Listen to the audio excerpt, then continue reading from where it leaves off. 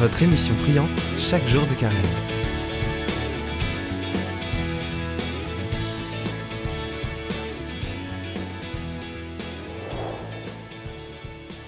Bonjour à tous, alors aujourd'hui c'est l'Annonciation et on a un format un peu spécial parce qu'on a José-Paul Dodman, psychologue, qui a déjà fait les vidéos, 3 vidéos pour le parcours de carême, qui va aujourd'hui nous parler de la maternité, puisqu'on a eu déjà Jean-François Froger qui nous a parlé de la paternité. Je me disais que c'était bien de revenir sur ce sujet-là.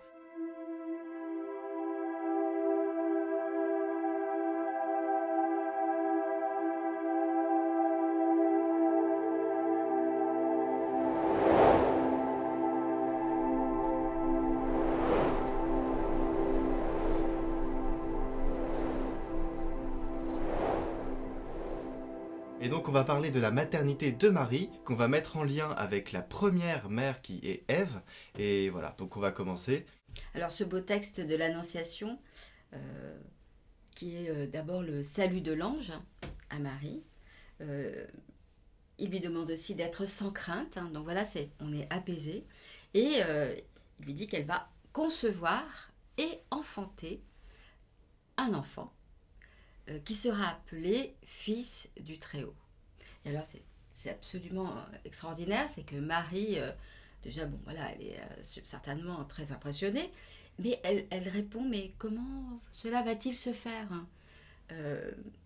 Alors je voulais juste mettre en écho la parole d'Ève et la parole de Marie, parce que je trouve que ça nous permet d'avoir une perception du message que Dieu veut nous donner pour nous permettre d'accéder à une maternité. Voilà, alors, dans Genèse 4, nous avons Ève qui dit « J'ai acquis un homme avec l'aide de Dieu ». Et on voit là la différence fondamentale de perception, de concevoir un enfant, mais comment cela va-t-il se faire pour Marie ? Et Ève qui dit « J'ai acquis un homme avec l'aide de Dieu ». Elle évacue Adam, et Dieu n'est qu'une aide. Pour Marie, qui d'ailleurs terminera en disant à l'ange « Voici la servante du Seigneur, qu'il me soit fait selon sa parole », on voit bien 2 marques opposées d'accueil de l'enfant. Pourquoi je voulais revenir sur cette parole très précise ?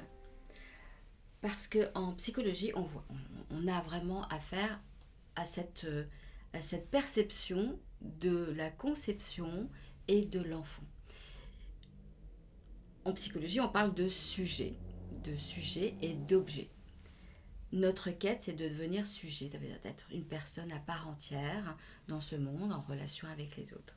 Et ce qui me paraissait intéressant de constater, c'est que dans l'acception de la conception chez Marie, cette ouverture, ça ouvre à une ouverture de l'humanité, non plus comme une humanité créature de Dieu, à l'image du Père, mais enfant, fils et fille de Dieu, parce que Marie va enfanter Jésus, qui est le Fils du Très-Haut, et il va faire de nous des fils et des filles.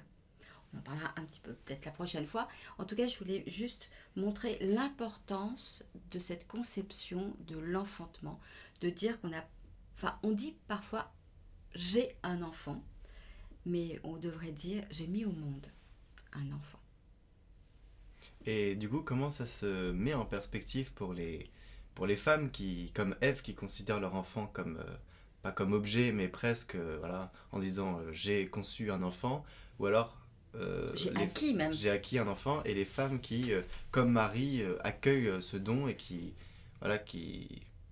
se rendent disponibles pour leur enfant, mais qui ne sont pas dans un espèce de relation objet, comme on dit souvent, une continuité de la mère. Oui, alors je pense que c'est l'éclairage de Marie est plus là pour nous éveiller à une conception de l'être.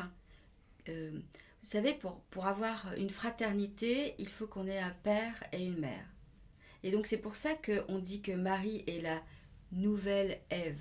C'est-à-dire qu'elle nous introduit dans cette fraternité. Et donc, si le père et la mère sont reconnus comme père et mère, c'est-à-dire comme distincts de soi, mais dont on est issu, Du coup, notre place avec les frères et sœurs sont une fraternité. Qu'est-ce qu'on constate avec Abel et Caïn, les premiers enfants de Adam et Ève?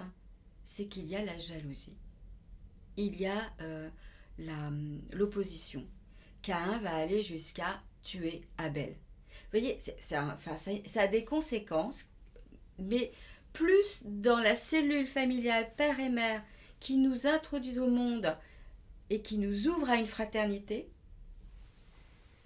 et donc à une dignité de l'homme, à la manière des enfants de Dieu, tel que Dieu nous donne sa pédagogie pendant toute l'écriture. Et d'ailleurs, le Christ, c'est la nouvelle alliance.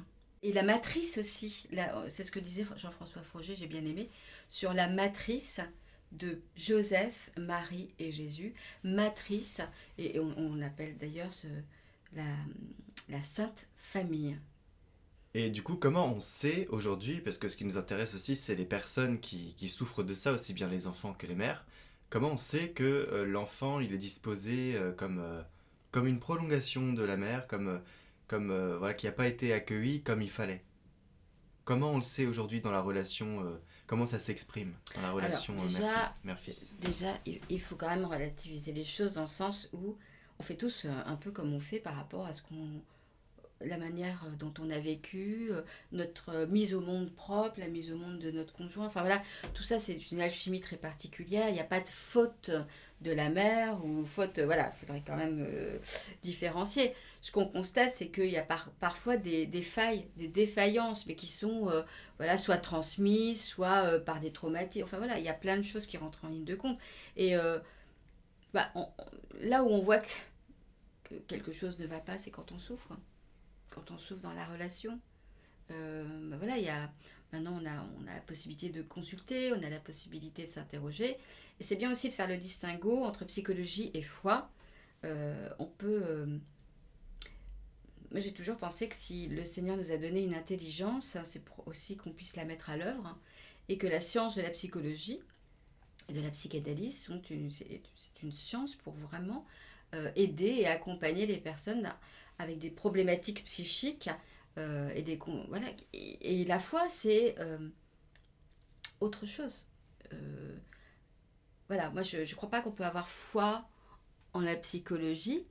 On peut penser que la psychologie, la psychanalyse nous aide à penser, nous aide à accompagner, nous aide à structurer notre intelligence pour pouvoir repérer certains chemins possibles d'accompagnement. La foi, c'est d'un autre ordre, c'est reconnaître le Seigneur comme notre Créateur et notre Dieu et d'avoir confiance. À l'occasion de cette journée particulière de l'Annonciation, nous vous proposons une prière qui a tout son sens aujourd'hui. En effet, l'Angélus est souvent dit le jour de l'Annonciation. Et savez-vous d'où ça vient? Eh bien, j'ai un petit téléphone avec les informations dessus. À l'origine, c'est le pape Urbain II qui avait ordonné pendant les premières croisades de prier la Vierge Marie à midi. Et ensuite, le roi Louis IX ordonna en 1472 de le faire prier matin, midi et soir. Mais certains attribuent aussi son origine à saint François d'Assise qui, lors de son voyage en Orient, eut l'idée de créer un appel à la prière des catholiques semblable à l'appel à la prière des musulmans. Voilà, vous savez tout. Maintenant, on peut commencer à le prier et on va le faire en musique.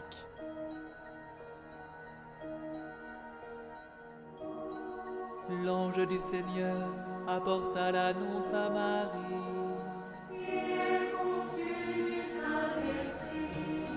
Je vous salue, Marie, comblée de grâce. Le Seigneur est avec vous. Vous êtes bénie entre toutes les femmes. Et Jésus, votre enfant, est béni. Sainte Marie, Mère de Dieu, priez pour nous, pauvres pécheurs, maintenant et à l'heure de notre mort. Amen, Amen, Maranatha. Voici la servante du Seigneur. Qu'il me soit fait selon ta parole.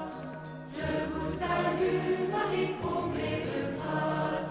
Le Seigneur est avec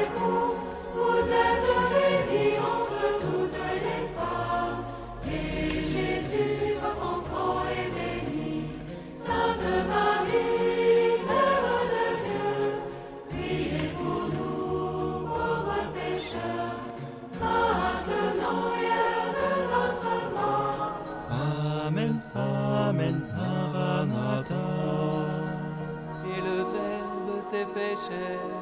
Et il a habité parmi nous. Je vous salue, Marie comblée de grâce. Le Seigneur est avec vous. Vous êtes bénie entre toutes les femmes. Et Jésus, votre enfant, est béni.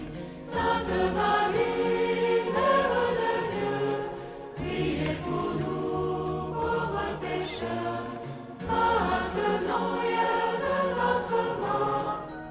Amen, Amen, Maranatha. Priez pour nous, Sainte Mère de Dieu.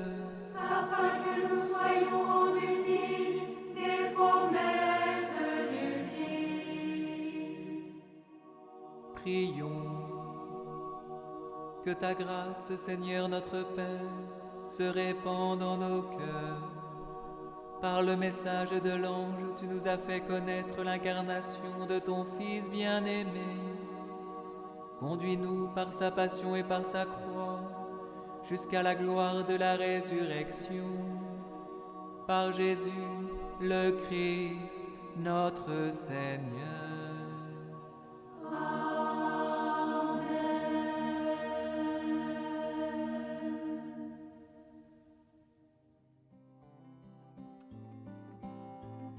Et bien exceptionnellement, pour l'engagement du jour, nous allons faire un engagement pour le lendemain, et cet engagement, ce serait de prier l'Angélus le matin, Le midi, le midi et le soir. un Alors, peu comme une posologie, vous voyez, mais un médicament méditatif qui nous ouvre à l'amour du Seigneur et à la bienveillance et tendresse de Marie.